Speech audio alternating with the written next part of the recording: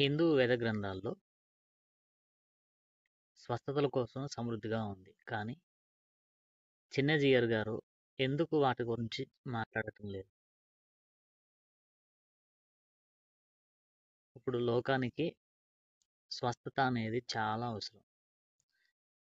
హిందూ గ్రంథాల్లో స్వస్థతల గురించి ఏ గ్రంథాల్లో రాయబడాయో first part, second part, third పార్ట్‌గా మనం చూద్దాం.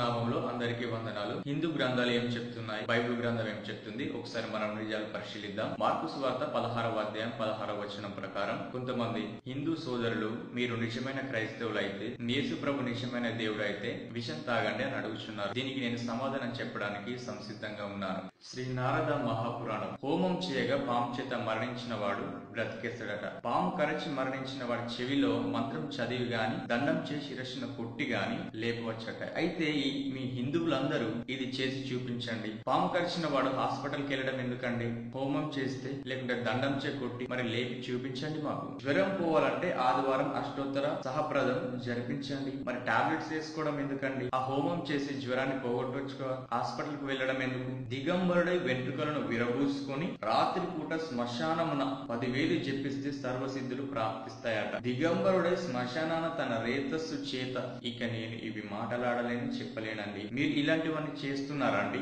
అర్ధరాత్రి దిగంబరుగా ఉండి చేతబడులు లాంటి పూజలు చేస్తే అమ్మాయిలను ఆకర్షించుకోవచ్చట. ఇదేనా మన భారత స్త్రీకి ఇచ్చే విలువ పురాణంలో? అదే విధంగా ఆవాలు మిరియాలతో హోమం చేస్తే స్త్రీలు కామవాంఛతో వచ్చేస్తారట. ఇవేనా భారత స్త్రీకి విలువనిచ్చే పురాణాలు? శ్మశానంలో చేసే చేతబడులు ఇక్కడ కనిపిస్తున్నాయండి. స్త్రీ ద్వారా జగత్తును వశం చేసుకోవచ్చట. అదే విధంగా అశ్వవేద యాగాలు చేస్తే గొడ్రాన్లు గర్భం ధరిస్తారట.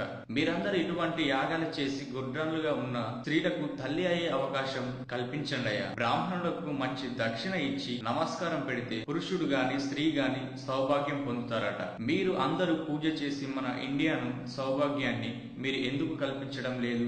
బ్రాహ్మణులకు సంతోషపరిస్తే బాల్యం వయసులోను ముసలితనంలోను చేసిన పాపాలు పోతాయట. అదే విధంగా గణపతి దేవునికి అటుకులచే హోమం చేస్తే కోరింది దొరుకుతుంది, గొడ్రాన్లకు గర్భం తెరవబడుతుందట.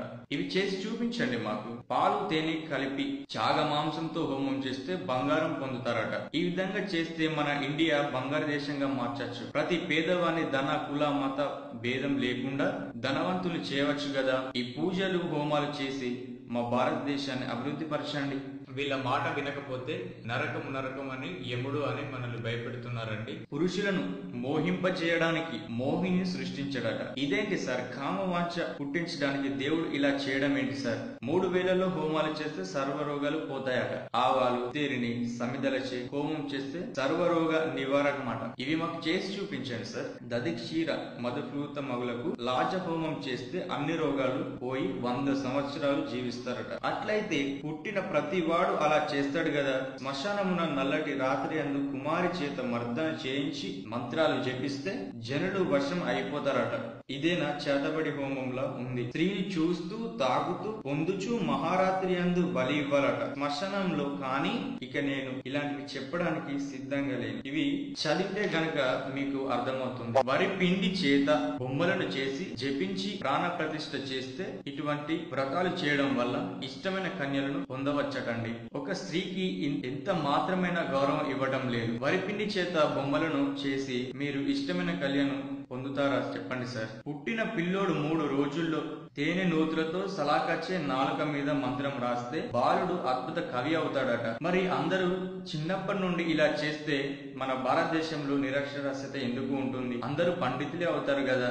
గాన పత్యం సంయోజనం చేసి 1,00,000 జపం చేస్తే మహాగణపతి దేవుని చూడగలడు. ఈ 1,00,000 జపం చేసి ఈ గణపతి దేవుని మాకు దయచేసి చూపించండి సార్. నిజమైన హిందువులారా, కొంతమంది దొంగ హిందువులారా, మీ గుళ్ళకు వస్తే మత ప్రచారం చేస్తున్నారు అంటారు. మరి మా చర్చిలకు వచ్చి మాపై దాడులకు దిగుతున్నారు. మా ప్రభు మాకు నేర్పిన శాంతి ప్రేమ చూపడం వల్లనే కదా. మరి మీరు మసీదులకు వెళ్లి ఖురాన్ తప్పు అని వారి నమాజులు ఎందుకు ఆపడం లేదు? ఎందుకు? వారంటే భయమా?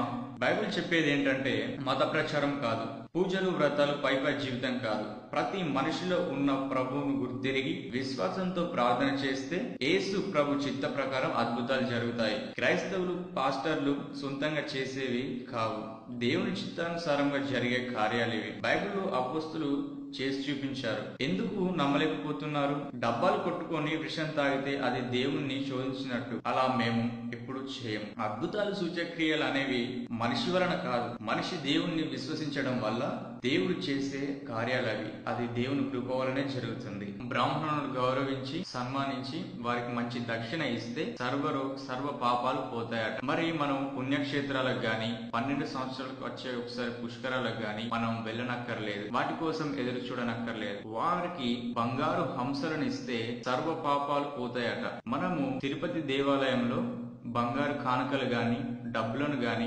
ఇవ్వనక్కర్లేదు. బ్రాహ్మణులకు బంగారు హంసల జంటనిచ్చి మన సర్వ పాపాలను పోగొట్టుకోవచ్చు కదా. మరి తిరుపతి దేవాలయాలు దర్శించడం ఎందుకండి? ఇవి చేసి దయచేసి మాకు చూపించండి మీరు. నేను ఈ వీడియో చేసింది హిందువులను బాధ పెట్టడానికి కాదు. కొంతమంది దొంగ హిందువులు బైబిల్ను తప్పుపడుతూ బైబిల్లో ఉన్న వాటిని చేసి చూపించండి అని అడుగుతున్నారు. హిందూ ధర్మ ప్రచారాన్ని చేస్తున్నారు. ఈ అద్భుతాలు సూచక్రియలు దయచేసి నిజమైన హిందువులారా మాకు చేసి చూపించండి అని వారికి చెప్పండి. ఎవరి మతాన్ని వారు గౌరవించండి. పక్క మతాన్ని దయచేసి కించపరచడం గాని దూషించడం గాని చేయకండి. మీరు చేస్తే ధర్మ ప్రచారం, మేము చేస్తే మచ్చ ప్రచారం అవుతుందా? ఈ పురాణాలను నమ్మము అని చాలా మంది అనొచ్చు, ఈ పురాణాలు మావి కాదు అని చాలా మంది అనొచ్చు. అయితే ఇవి మీవి కాకపోయినట్లయితే ఇండియా నుండి మొత్తం తీసివేయండి. అప్పుడు మేము ఇవి చదివి మీకు చెప్పాం కదా. ఇందులో నుండి చిన్నవాణ్ణి ఈ వీడియోని మీరు చూశారు కదా. మన అందరము భారతీయులము, కలిసి జీవిద్దాం. కృతజ్ఞతలు.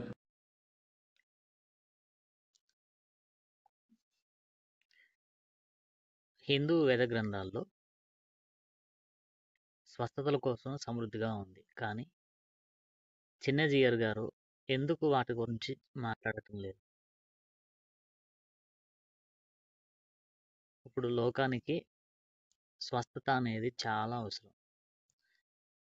హిందూ గ్రంథాల్లో స్వస్థతల గురించి ఏ గ్రంథాల్లో రాయబడాయో first part, second part, third పార్ట్గా మనం చూద్దాం.